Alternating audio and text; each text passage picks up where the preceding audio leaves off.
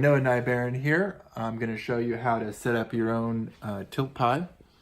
This system allows you to log data remotely via Wi-Fi.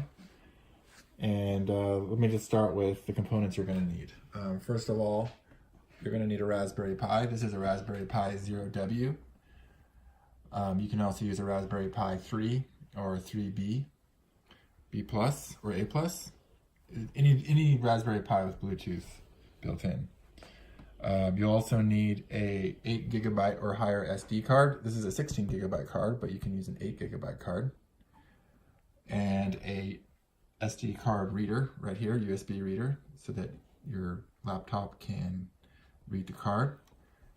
A case is useful to protect the Raspberry Pi from any damage.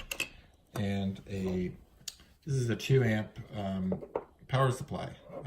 I recommend a 2 amp just because it's more stable, but you'll need at least a 1 amp power supply with a Pi Zero-W, but definitely a 2 amp for a Pi 3. And of course, USB cable.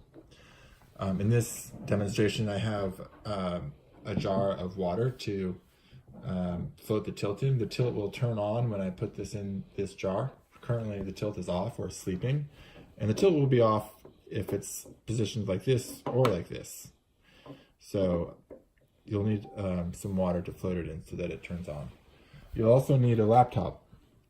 This is a Mac, but you can also use a PC. As far as the software goes, the software that you'll need to make the card is called Etcher. I've downloaded it already here. You can see that right there. In addition, you'll also need to use Chrome. We recommend using Chrome to download the disk image that you're going to be burning onto the card. And that's all you'll need.